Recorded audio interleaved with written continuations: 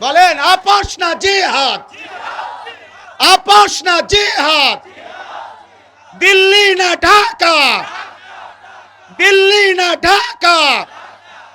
গোলামি না আজাদি, ইসরায়েল না ফিলিস্তিন, আমেরিকা না ফিলিস্তিন। বলেন আপোষ না জিহাদ, আপোষ না জিহাদ। দিল্লি না ঢাকা, দিল্লি না ঢাকা। গোলামি না আজাদি, ইসরায়েল না ফিলিস্তিন, আমেরিকা না ফিলিস্তিন। বলেন আপোষ না জিহাদ, আপোষ না জিহাদ। দিল্লি না ঢাকা, দিল্লি না ঢাকা। গোলামি না আজাদি, ইসরায়েল না ফিলিস্তিন, আমেরিকা না ফিলিস্তিন।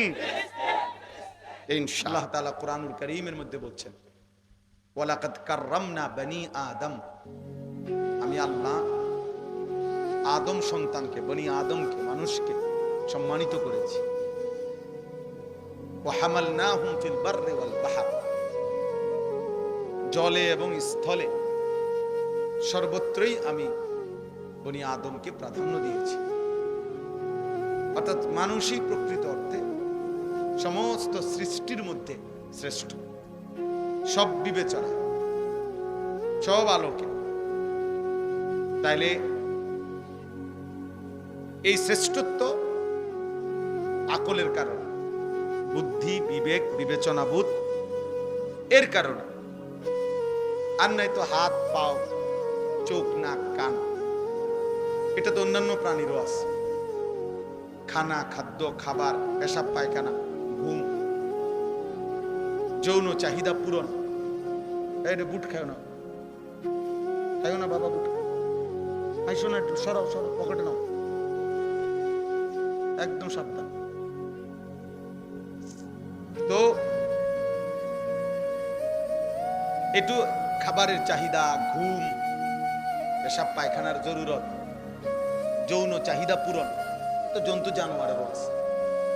কুকুর বিড়ালেরও খানা খায়, ঘুম যায়, পেশাব পায়খানা করে। কুকুর বিড়ালও যৌন চাহিদা পূরণ করে, ফলে কুকুরেরও বাচ্চা হয়। তাহলে এটা কোনো বিষয় না। তাহলে মানুষের শ্রেষ্ঠত্ব, সে ভাত খায় এই কারণে না, সে ঘুম যায় এই কারণে না। মানুষের শ্রেষ্ঠত্ব আল্লাহ তাআলা তাকে পূর্ণাঙ্গ আকল দান করেছে।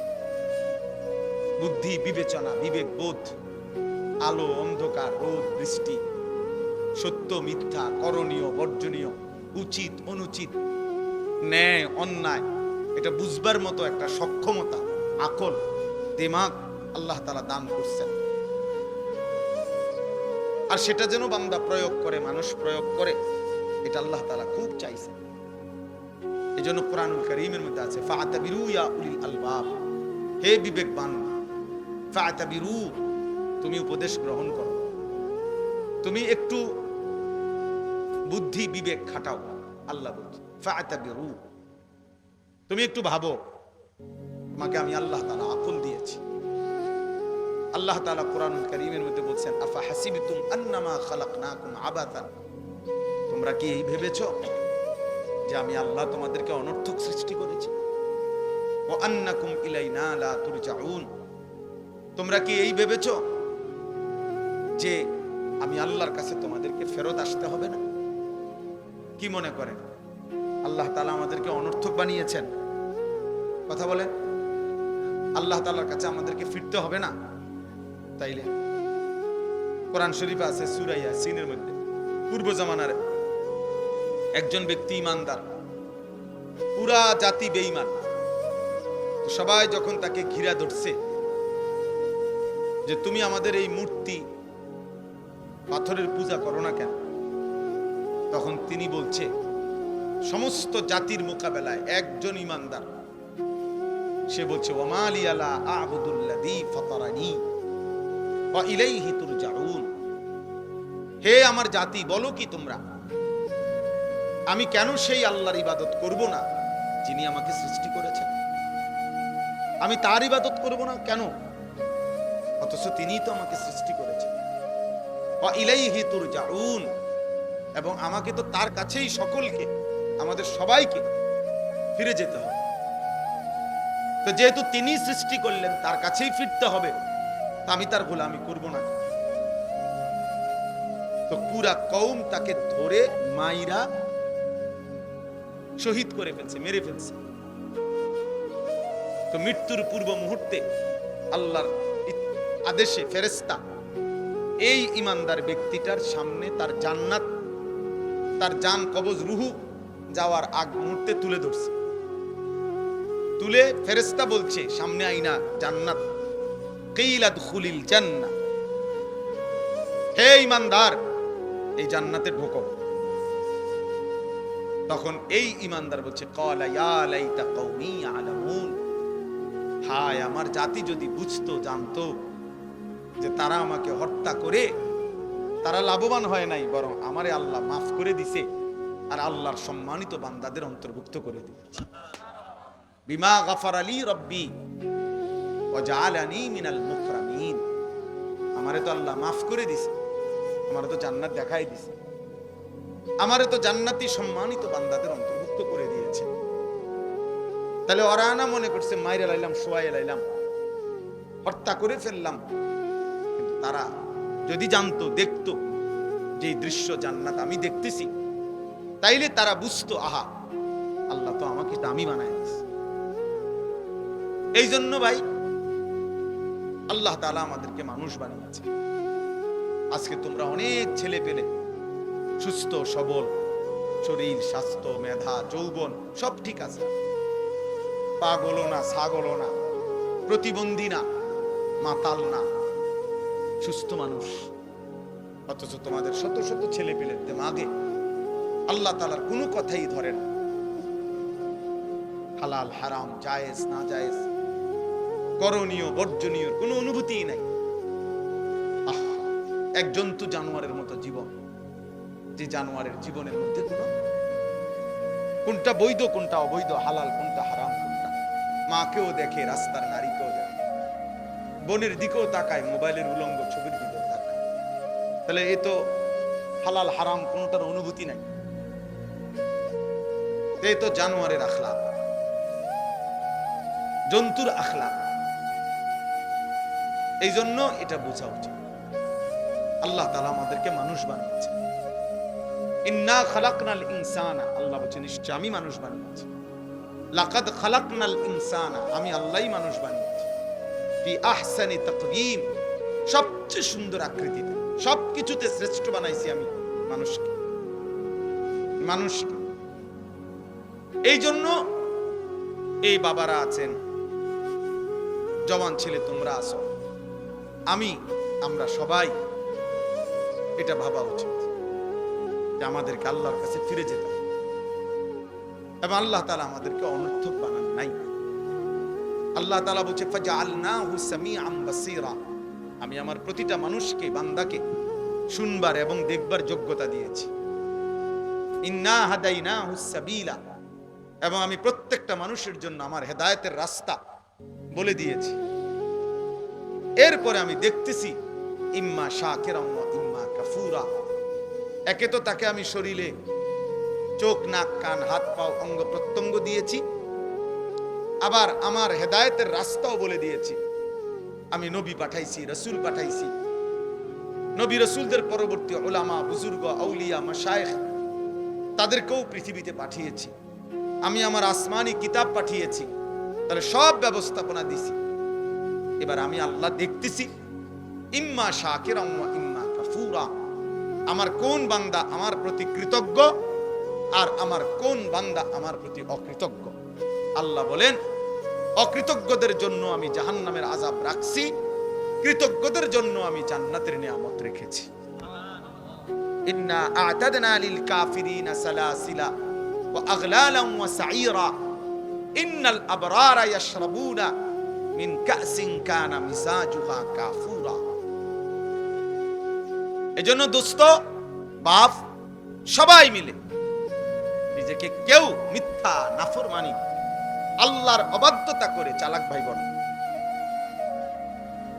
তুমি বুদ্ধিমান না ভাইয়া, বাবা আপনি বুদ্ধিমান না। কোন সুদখোর বুদ্ধিমান হইতে পারে না, কোন ঘুষখোর বুদ্ধিমান হইতে পারে না, কোন হারামখোর, কোন ধোঁকাবাজ, প্রতারক, চোর, ডাকাত, ছিনতাইকারী, অবৈধ সম্পদ উপার্জনকারী, এই বেঈমান নাফরমান বুদ্ধিমান না। কোন মদখোর, গাঁজাখোর, নেশাখোর, কোন নারী লোভী চরিত্রহীন যুবক তুমি বুদ্ধিমান না। ইউখাদিউন আল্লাহ ওয়াল্লাযীনা আমানু ওমা ইয়াখদাউনা ইল্লা আনফুসাহুম ওমা ইয়াশউরুন। আল্লাহ তাআলা বলে যারা মুনাফিক, যারা মুখে দাবি করে মুসলমান কিন্তু যারা কর্মে মুনাফিক, যারা নিজেদেরকে জবানে বলে মুসলমান, ওয়ামিনান নাসি মান ইয়াকুলু আমান্না বিল্লাহি ওয়া বিল ইয়াউমিল আখির ওমা হুম বিমুমিনিন। আল্লাহ বলে মুখে তো বলে আমি আল্লাহরে মানি, আখিরাতকে মানি, আল্লাহ বলে আমি বলি, ওরা ঈমানদার নয়, মুনাফিক। কর্মে তো প্রমাণ হলো না, তো আল্লাহ তাআলা বলেন ওরা ভাবতেছে আমি আল্লাহকে ধোঁকা দিচ্ছে, ওরা মনে করতেছে আমার ঈমানদার প্রকৃত যারা ইবাদতওয়ালা বান্দা তাদেরকে ধোঁকা দিচ্ছে। আল্লাহ বলে না, শোনো বেঈমান মুনাফিক, তুমি মূলত তোমার নিজেকে ধোঁকা দিচ্ছ, তুমি বুঝতেছো, তুমি তোমাকে ধোঁকা দিচ্ছ। তোমার কারণে নামাজি আটকিবে না, তোমার কারণে সেজদাওয়ালা আটকাবে না, কোন ঈমানদার আটকাবে না, ঠিকই তুমি আটকাই যাবে, ঠিকই তুমি আটকাই যাবে। এই জন্য আমরা প্রত্যেকে এই প্রতিটা ওয়াজ ছোট বড় প্রত্যেকটা মাহফিলের বয়ানের এটা একটা মূল ফিকির। এই ছোট বড় যত ওয়াজ হয়, ওয়াজ মানে নসিহত, এই উপদেশের মাকসাদ কলিজার পরিবর্তন, জিন্দেগির পরিবর্তন, নিজের মধ্যে ভাবনা আসা, বিবেককে কাজে লাগা, বিবেককে কাজে লাগা। যদি কারো কাছে হালাল হারামের পার্থক্যই না থাকে, সে আর মানুষ থাকে না, সে আর মানুষ থাকে না, সে জানোয়ারে রূপান্তরিত। কারণ একমাত্র জানোয়ারের স্বভাব এটা, যার মধ্যে হালাল হারামের কোনো অনুভূতি নাই, পাক নাফাকের কোনো অনুভূতি নাই, পবিত্রতা অপবিত্রতার কোনো অনুভূতি নাই, জানোয়ারের আখলা। এজন্য তোমরা যে সমস্ত ছেলে পেশাব পায়খানার পরে ঢিলা কুলুক টয়লেট পেপার ব্যবহার করো না, ঠিক মতো পবিত্র হও না, তোমার এই আখলাক জানোয়ারের আখলাক, কুত্তা বিলার আখলাক, এটা কুকুর বিড়ালের আখলাক, এটা ইনসানের আখলাক হইতে পারে না। কারণ পশু এবং জন্তু জানোয়ার তার মধ্যে হালাল হারাম পাক নাফাকের অনুভূতি নাই। কুকুর না ঠ্যাঙ্গালগি দিয়া পেশাব করে চলে যায়, কিন্তু একজন ইনসান মানুষ সে এমন হবে কেন? এই জন্য ধীরে ধীরে অসংখ্য মুসলমান আজকে টাকা রোজগার করে মাথার ঘাম পায়ে ফেলে, কিন্তু তার মনের মধ্যে এলো আমি আমার জিপুত সংসারের লাগিয়া এই কষ্টটা করতেছি।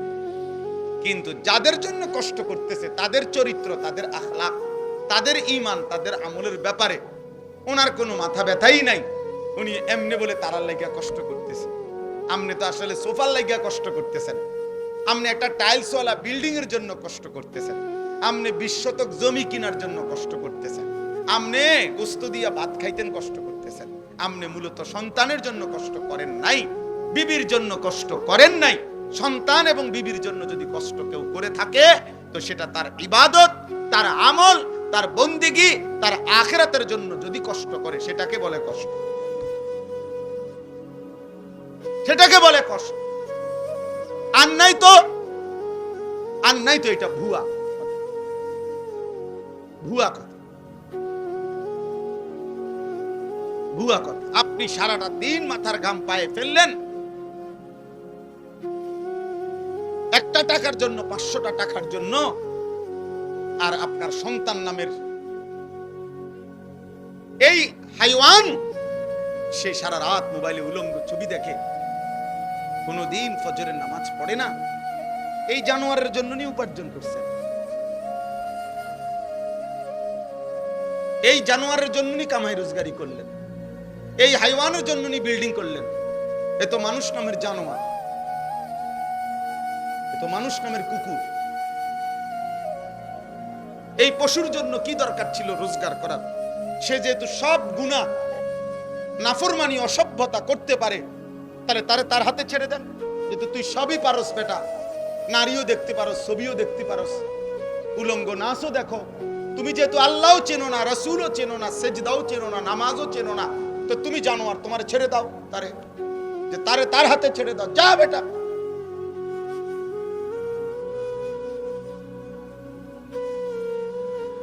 না, সব হে পারে। অপদার্থ মা বাপ মনে করে তে শুধু ঘর করতে পারতো না, আমার দায়িত্ব তারে ঘর করে দাও, আমার দায়িত্ব তারে বাজার করে আম খাওয়ান। আহা, বোকা মানুষ কোন দিন বুঝবে? বোকা বাপগুলো কোন দিন বুঝবে?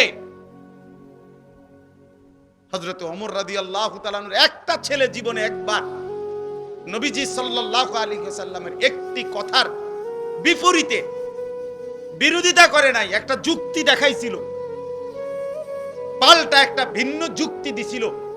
হযরত ওমর রাদিয়াল্লাহু তাআলা আনহু মৃত্যু পর্যন্ত ওই সন্তানের সাথে আর কথা বলেন, কথা বলেন। হযরত নূহ আলাইহিস সালাম সন্তান কেনানের মৃত্যুর সময় দোয়া করছিল আল্লাহর কাছে, আল্লাহ আমার সন্তান ডুবে যাচ্ছে পানিতে। আল্লাহ নিষেধ করছে, ইন্নাহু লাইসা মিন আলিক, কোরআনের আয়াত। আল্লাহ বলছে, হে নূহ সাবধান, এটা তোমার সন্তান নয়, ইন্নাহু আমালুন গায়রু সালেহ, এটা বেআমল, গায়রু সালেহ, এর সমস্ত কর্ম অসৎ কর্ম, এ নাফরমান, এ আল্লাহকে সেজদা দেয় নাই, মালিকের গোলামি করে নাই, এটা তোমার সন্তান হইতে পারে না।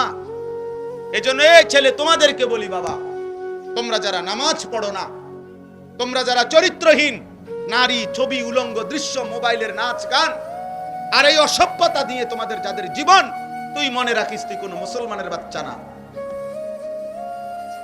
তুই কোনো মুমিনের বাচ্চা না। হ্যাঁ হ্যাঁ, সাফ কথা, এটা কোরআন বলছে। আল্লাহ বলে দিছে নূহ নবীকে, সাবধান, এটা কি না, তোমার সন্তান না, সরো এরে, ফালা তাসআলনি। আল্লাহ তাআলা বলছে, হে নূহ সাবধান, আমার কাছে এর ব্যাপারে কিছু চাইবা না, সাবধান, ফালা তাসআলনি, আমার কাছে কিছু চেয়েও না, হাত উঠাইবা না, নামো। নূহ আলাইহিস সালাম হাত নামায় ফেলছে, হাত নামায় ফেলছে। এজন্য বেঈমান মুমিনের সন্তান হয় না, নাফরমান ইমানদারের সন্তান হয় না। আল্লাহ আমাদেরকে বুঝ দান, আল্লাহ আমাদেরকে ফিকির দান। এই আয়াতের মধ্যে মহান আল্লাহ পাক রব্বুল আলামিন কুরবানির ইতিহাস শুরু উল্লেখ করছে। এই যে সামনে আমাদের যে কুরবানি আসতেছে, একটি গুরুত্বপূর্ণ ওয়াজিব ইবাদতের নাম হলো কুরবানি। আমাদের জীবনে মুসলমান হিসাবে আর্থিকভাবে মানে টাকা পয়সার সাথে সম্পৃক্ত বিশেষ গুরুত্বপূর্ণ ইবাদত তিনটা। একটা হলো যাকাত, একটা হলো হজ, আর একটা হলো কুরবানি।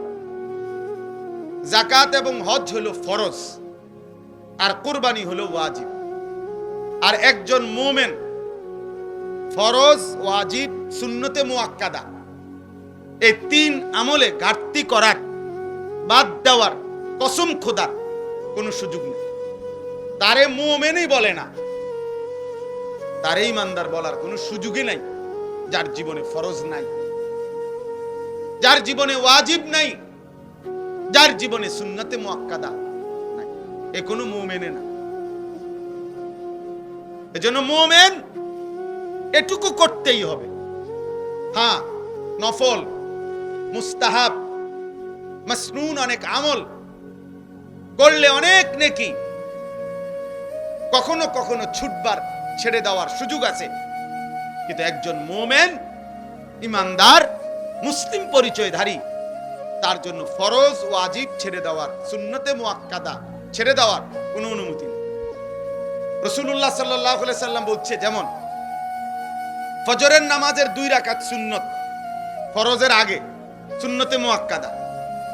নবীজি বলছে, তোমারে যদি ঘোড়ায় পিষ্ট করে ফেলে, অর্থাৎ তোমায় যদি ঘোড়ার পায়ের নিচেও পড়ে যাও, এত বেশি আহত হইছ যে ঘোড়ায় তোমারে পায়ে পাড়ায় এলাইছে, আল্লাহ রসুল বলছে তবুও ফজরের 2 রাকাত সুন্নত নামাজ ছেড়ে দিও না। সুন্নতে মুআক্কাদার প্রতি নবী এতটা গুরুত্ব দিয়েছেন। নবীজি সাল্লাল্লাহু আলাইহি সাল্লাম বলছেন, মান ওয়াজাদা সাআতান লিআন ইউদাহিয়া ওয়া লাম ইউদাহি ফালা ইয়াকরাবান্না মুসাল্লানা। সরাসরি হাদিস। যার সামর্থ্য ছিল অথচ কুরবানি করলো না, ওয়াজিব আদায় করলো না, আল্লাহর নবী সাল্লাল্লাহু আলাইহি সাল্লাম বলেন, ওই নাফরমান যেন আমাদের ঈদগাহে, আমাদের নামাজের জায়গায়, মুসল্লা, ঈদগাহ, সেখানে যেন না আসে। ওই ভাই, ওই দুষ্টামি করো না, ওই লাল গেঞ্জি, সাবধান, ফাজলামি করো না, ফাজলামি করলে বাইরে ওঠো, মস্কারির জায়গা না এটা।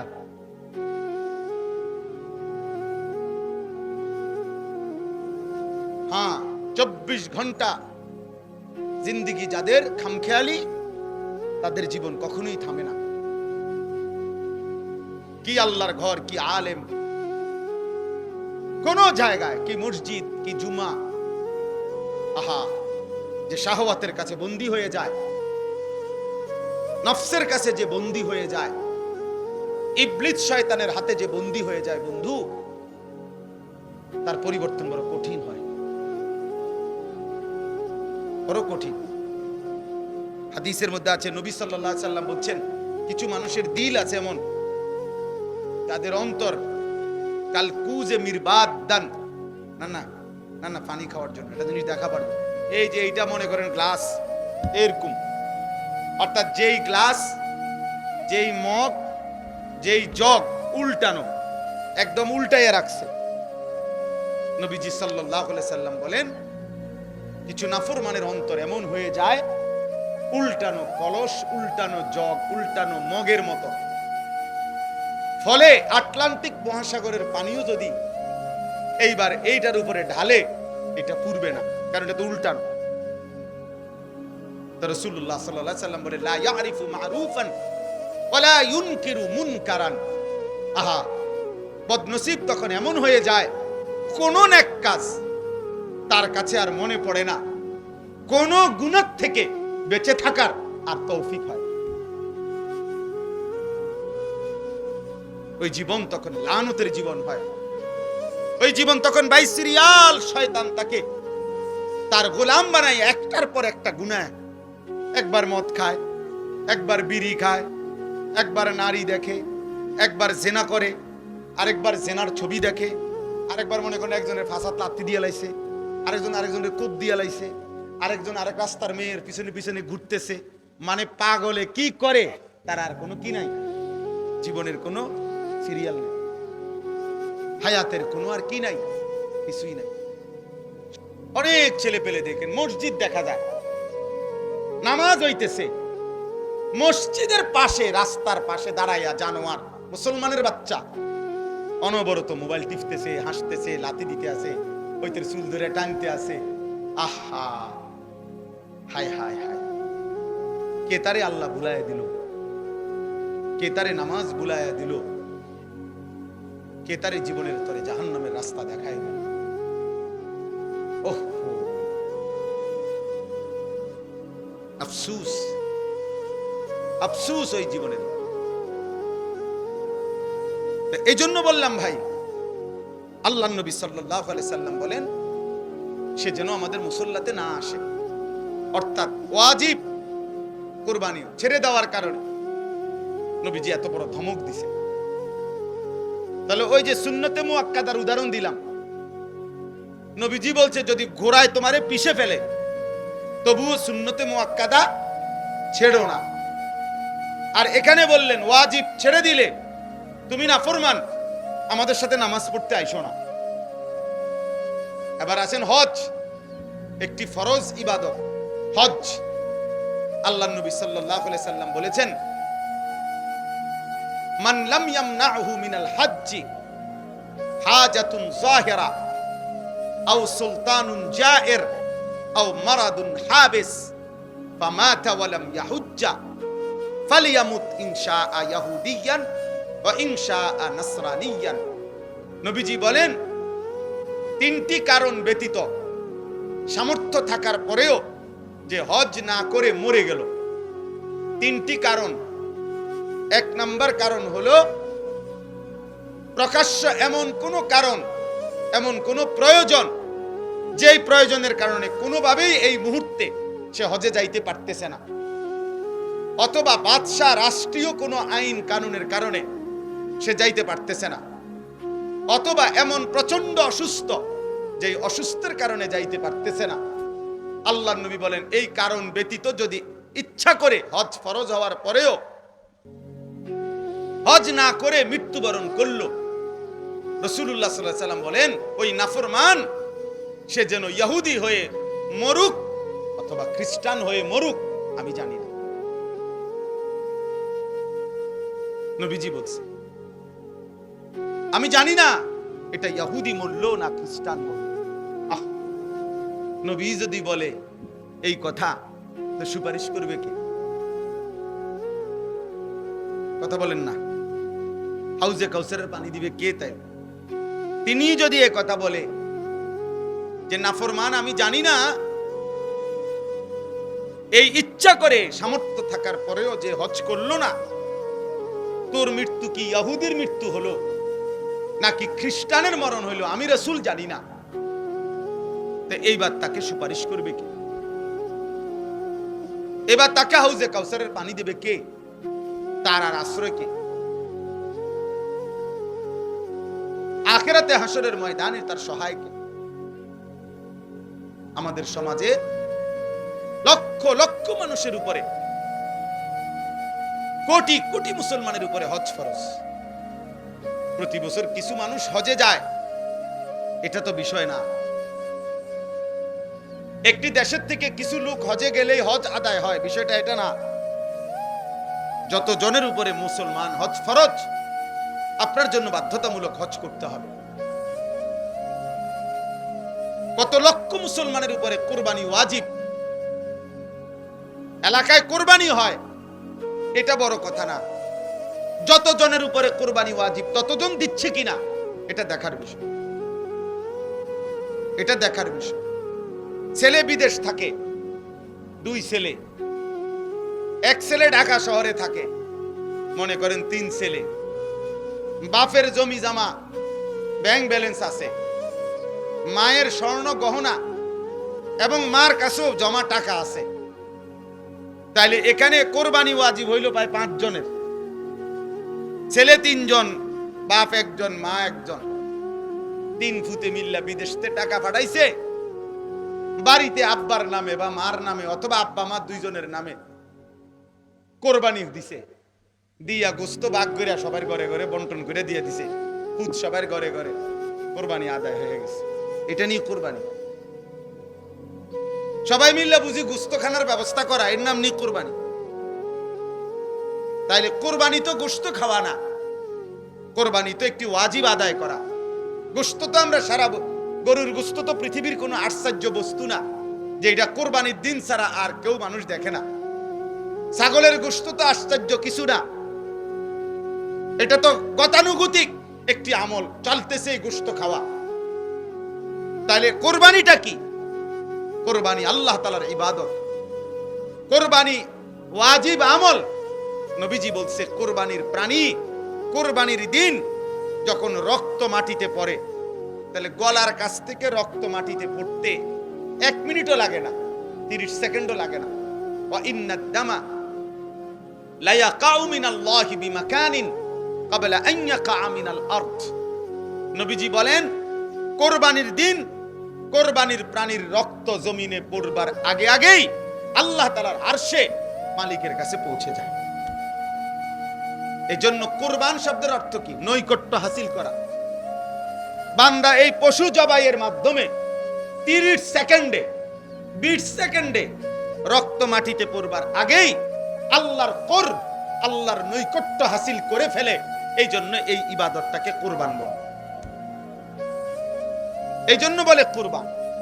এটা দেখতে যদিও মনে হয় এক শরীক কুরবানি, দেখতে যদিও মনে হয় একটা ছাগল জবাই, কিন্তু খোদার কসম এর অন্তর্নিহিত মর্মার্থ অনেক গভীর, অনেক গভীর, অনেক গভীর। নবীজি সাল্লাল্লাহু আলাইহি ওয়াসাল্লাম বলেন, মা আমিলা আদমিয়ুন মিন আমালি ইয়াউমিন নাহর আহাব্বা ইলাল্লাহ মিন ইহরাকিদ দাম। কুরবানির দিন সমস্ত ঈমানদাররা যত আমল করে তন্মধ্যে মধ্যে সর্বশ্রেষ্ঠ আল্লাহর প্রিয় আমল এই প্রাণী জবাই করা, এই প্রাণীটা জবাই। কোরআনে আল্লাহ বলছেন, ওয়ায়াযকুরু ইসমাল্লাহি ফি আইয়ামিন মা'লুমাতিন আলা মা রাযাকাহুম মিন বাহিমাতিল আনআম। আল্লাহ বলেন কুরবানির দিন নির্দিষ্ট এই সময়ে ওই প্রাণীটাকে যখন জবাই করে, ওই সময়ে যে আমার আল্লাহ বলে, আমার নাম বলে, আল্লাহু আকবার বলে যে চিৎকার দেয় বান্দা সবাই, এই আমার নামের চিৎকার, আমার আওয়াজ, আমার জিকির আমি আল্লাহ এইটা শুনবার জন্যই কুরবানির হুকুম দান করেছি। তাহলে কুরবানির মধ্যে বান্দা আল্লাহর খুব দ্রুত গতিতে 20 সেকেন্ডে 10 সেকেন্ডে আল্লাহর নৈকট্য হাসিল করে। কুরবানির মাধ্যমে বান্দা আল্লাহর স্মরণ, আল্লাহর জিকির, আল্লাহর নাম বুলন্দ করে, আল্লাহু আকবারের ধ্বনিতে কাঁপায়া ওঠে, কাঁপায়া ওঠে। সেদিন শনিবার দিন, এই শনিবারে সর্বশেষ শনিবার দিন ফজরের নামাজ পড়ে পাকিস্তানের সেনাবাহিনী রাত্রিবেলা শুক্রবারের ভোর রাত্রে আবারও ইন্ডিয়া যখন আক্রমণ করছে, ফজরের নামাজ পড়ে নারায়ে তাকবীর আল্লাহু আকবার বলে পাকিস্তান সেনাবাহিনী চূড়ান্ত আক্রমণ করছে, যখন 3 ঘন্টার ব্যবধানে বেঈমান মাথা নত করে পরাজয় স্বীকার করতে বাধ্য হয়েছে। ইন্ডিয়ার বেঈমান কাপুরুষ বুজদিল, এটা প্রমাণ হয়ে গেছে পৃথিবীতে যে ঈমানদারি শক্তিশালী, মুমিন শক্তিশালী, মুমিন শক্তিশালী। আল্লাহু আকবার, আল্লাহর নাম বুলন্দ করা, আল্লাহর নাম জিন্দা করা। আমার দিল বলে ফজরের নামাজের পরে ওই মানুষগুলো যখন, ওই সেনাবাহিনী যখন আল্লাহু আকবার বলছে, আমার মনে হয় আমার মালিকের আরশ আজিম খুশি হয়ে গেছে, তো আল্লাহ তাআলা তৎক্ষণাৎ বিজয় দান করছে। তাকবীর আল্লাহর বড় পছন্দ, আল্লাহু আকবার আল্লাহর বড় পছন্দ। আল্লাহ বড় যখন বান্দা বলে আল্লাহ খুশি হয়, তখন আল্লাহ খুশি হয়। এজন্য প্রিয় যুবক মনে রাখো ভাইয়া, আগামীর পৃথিবীতে ঈমান আর কুফরের যুদ্ধ আরো বাড়বে। ইসরায়েল আর ফিলিস্তিনের যুদ্ধ না, ঈমান আর কুফরের যুদ্ধ। ভারত আর পাকিস্তানের যুদ্ধ না, ঈমান আর কুফরের যুদ্ধ। আরাকান আর বার্মার যুদ্ধ না, ঈমান আর কুফরের যুদ্ধ। কাশ্মীর এবং ভারতের যুদ্ধ না, ঈমান আর কুফরের যুদ্ধ। আর ইনশাআল্লাহ মুমিন ঈমানদার আল্লাহর কালেমা বুলন্দ করবে যারা, কালেমার জন্য লড়বে যারা, নিশ্চিত আল্লাহ আজ কিংবা কাল তাদেরকে বিজয় দেবেই দেবে ইনশাআল্লাহ। এজন্য মনে রাখো, তোমরা যারা নামাজ পড়ো না, চরিত্রহীন যুবক, নারীর কাছে, ছবির কাছে, নর্তকীর কাছে, উলঙ্গ দৃশ্যের কাছে, এই বেঈমানের সাজগোজ, চুলের ফ্যাশন, আহা হেরে গেলা কাপুরুষ, তোরে দিয়ে আগামীর পৃথিবীতে ঈমানের যুদ্ধে কোনো কাজ হবে না। মনে রাখবে, বাতে খাইবা আর ঘুমে যাইবা আর বেডি চাইবা আর উলঙ্গ দৃশ্য দেখবে। মনে রাখো আব্বা, মুমিন যারা, জানবাজ মুজাহিদ যারা, তারা ঠিকই যুদ্ধ করবে, আর তুমি তখন নাফরমানি আর অসভ্যতার মধ্যেই ডুবে থাকবে। এজন্য যদি বুঝ থাকে, দিমাগ থাকে, তো ফিরে আসো। একজন হইলে একজন, দুইজন হইলে দুইজন। এটা জরুরি আমাদের জন্য, এটা জরুরি, এটা আমাদের জন্য বাধ্যতামূলক, আমাদের জন্য এটা জরুরি। আল্লাহ তাআলা আমাদেরকে হিম্মত দান করেন। যুবক ছেলেদের কাছে আমার এটা অনুরোধ, নওজোয়ান, তোমরা যদি অব্যাহত গুনাহ নাফরমানির মধ্যে ডুবে থাকো, তাহলে আগামীর ইসলামের জন্য লড়বে কে? সারাদিনে যদি এক ওয়াক্ত নামাজ পড়তে তোমাদের মন না চায় প্রিয় ভাই, আল্লাহকে সেজদা দিবে কে? তাইলে নবী সাল্লাল্লাহু আলাইহি সাল্লামের 23 বছরের চোখের পানি রক্ত ঝরা দিন এই জমিনে বাস্তবায়ন করবে কে? তাহলে আমি এজন্য অনুরোধ করছি, আমরা প্রত্যেকে ইনশাআল্লাহ আল্লাহর দিকে ফিরতে চেষ্টা করব। আল্লাহর দিকেই ফেরা দরকার আমাদের। ছেলেরা, আমি তোমাদের কাছে অনুরোধ, বাবা, তোমাদের যাদের চুল বেঈমানের মতো, তোমরা এই চুল সমান করো। প্রিয় ভাই, এই নষ্ট এই জিন্দেগি ছেড়ে দাও। নারী, ছবি, নাচ, গান, উলঙ্গ দৃশ্য, এটা মুমিনের জীবন না। আমাদের নবী সাল্লাল্লাহু আলাইহি সাল্লামের চাইতে সুন্দর এই গোটা কায়নাতে কেউ হয় নাই। অতএব তার সৌন্দর্যের চাইতে সুন্দর কিছু হইতে পারে না। তো আমার বলার উদ্দেশ্য হলো এই কথাটা, এই কুরবানি একটি ওয়াজিব ইবাদত, হজ ফরজ ইবাদত, যাকাত ফরজ ইবাদত। তাহলে ফরজ, ওয়াজিব এবং সুন্নতে মুআক্কাদার মধ্যে মুমিন ঘাটতি করতে পারে না, ঘাটতি করার কোনো অনুমতি নাই। এজন্য এই আয়াতের আলোকে এই প্রথম কথা, এটা প্রত্যেকের কাছে আমার অনুরোধ, যারাই বুঝেন, না বুঝলে নাই, আমার বলা আমি বললাম, প্রত্যেক উপার্জনকারী যিনি টাকা রোজগার করেন, বিদেশে থাইকা হোক, দেশে থাইকা হোক, বিবাহিত হোক, অবিবাহিত হোক, একসাথে সংসার হোক, ভিন্ন ভিন্ন সংসার হোক, প্রত্যেকের কাছে অনুরোধ হলো, বাবা, ভাই এবং মহিলাও, যাদের কাছে, যে সমস্ত মহিলাদের কাছে স্বর্ণ অলংকার আছে এবং কিছু জমা টাকা আছে, মনে করেন 1 বড়ি 1.5 বড়ি স্বর্ণ আছে, 5-10 হাজার টাকা আছে জমা, এই মহিলারাও এবং পুরুষরাও, বিবাহিত যুবক, অবিবাহিত যুবক, নারী, পুরুষ, যিনি রোজগার করেন, আকেল বালেগ, তাদের উচিত একজন আলেমে দ্বীনের কাছে, একজন মুত্তাকি আলেমের কাছে জিজ্ঞাসা করা যে হুজুর, আমার এই সম্পত্তি, আমার জমি আছে মোটে দূর, আমার ব্যাংকে জমা আছে এত, আমার ঘর বাড়ি মিল্লা, আমার ব্যাংক ব্যালেন্স এই টাকাটা আছে, এই আছে, এই আপনি আমারে হিসাব কইরা বলে দেন, আমার উপরে যাকাত ফরজ কিনা, আমার উপরে হজ ফরজ কিনা, আমার উপরে কুরবানি ওয়াজিব কিনা। প্রত্যেকে যদি একজন একজন যার যার সুবিধা মতো একজন আলেমে দ্বীনের কাছে জেনে নেন, আপনার জন্য সহজ।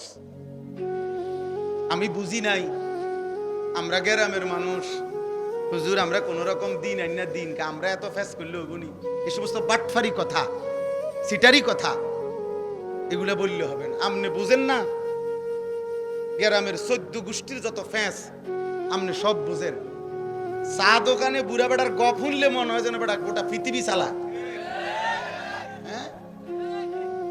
এমন লম্বা লম্বা কথা কয় যেন গোটা বিশ্ব বুদ্ধি হেবড়া।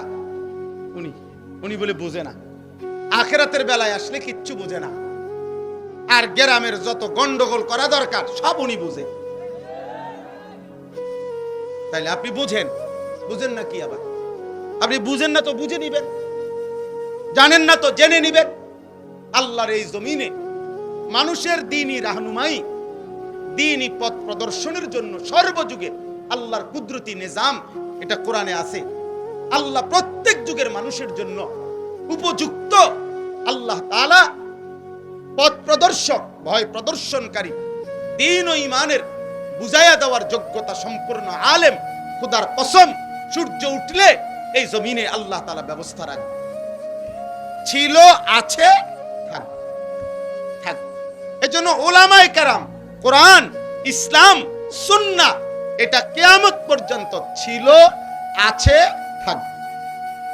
এই জন্য সর্বযুগে উলামায়ে কেরামের বিরুদ্ধে যে গেছে, শেষ পর্যন্ত 16 বছর পরে হোক আর 48 বছর পরে হোক, উনি ভাগছে, উলামায়ে কেরাম আছে, দিন আছে, ইসলামও আছে, ইসলাম আছে। এই জন্য বাংলাদেশে মামুনুল হক আগের জায়গাতেই আছে, ফ্যাসিস্ট পলায় গেছে, জালেম পলায় গেছে, মামুন ঠিকই আছে।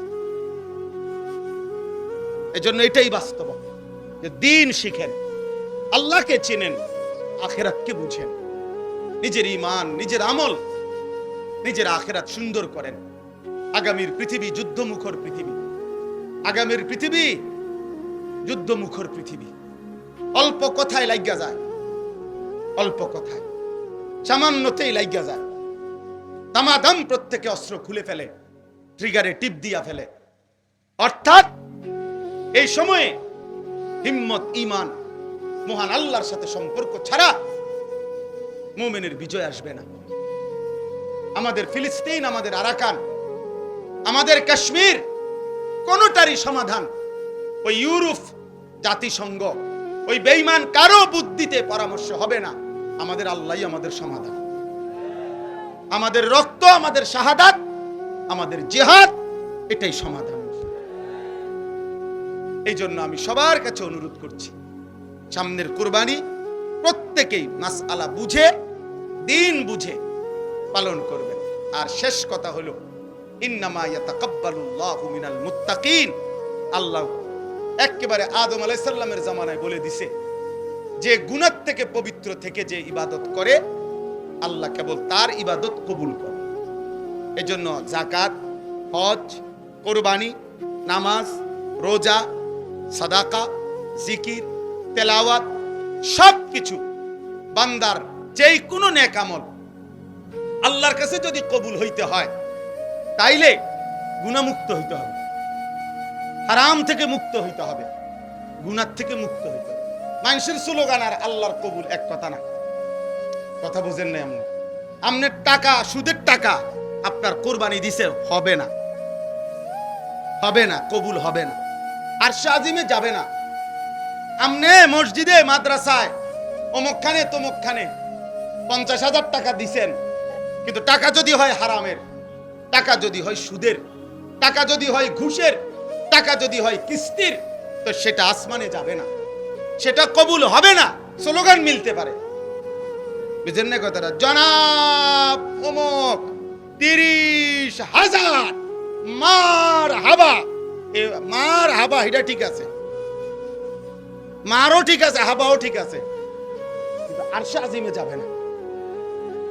আসমানে যাইতে হলে কি হইতে হবে? হালাল হইতে হবে, পবিত্র হইতে হবে, গুনাহমুক্ত হইতে হবে, গুনাহমুক্ত। অতএব গুনাহমুক্ত ইবাদত, আমার নামাজ, আমার রোজা, আমার হজ, আমার যাকাত, আমার সব কিছু যেন আল্লাহ এবং তার রাসূলের নির্দেশনা মতো হয়।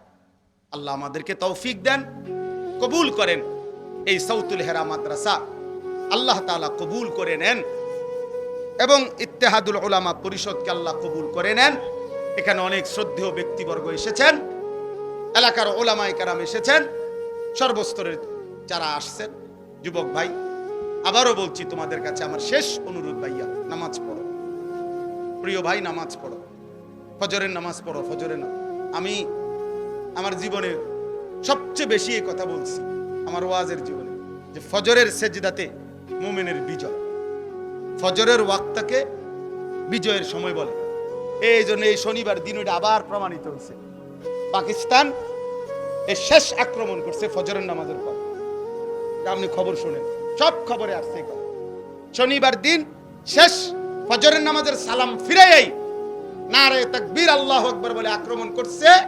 পরবর্তী 3 থেকে 4 ঘন্টার মধ্যে বুড়া আব্বা ফোন দিছে, থামো। বুঝেন না? আমেরিকার বুড়া বেঈমান ফোন করে দিছে, থামো থামো থামো, পারতা না, পারতা না, পারতা না, থামে লাও। এইবার ভারতে গিয়ে বে বে। হ্যাঁ, গত 15 বছর তো আমরা শুনছিলাম অনেক কিছু, অনেক নাকি শক্তিশালী। এইবার তো প্রমাণিত হয়েছে যে বেঈমানের শক্তি কলিজার মধ্যে বলতে কিচ্ছু নাই। এজন্য ইনশাআল্লাহ বাংলাদেশের জমিন থেকে আমরা বলি, আমার দেশের নওজওয়ানরাও লাগলে এইবার আর তোমরাও পারবা না ইনশাআল্লাহ। দেশ আমার,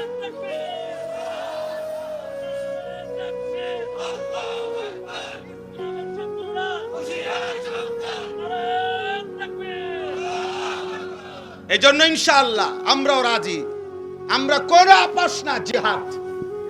বলেন আপোষ না, জিহাদ। আপোষ না, জিহাদ।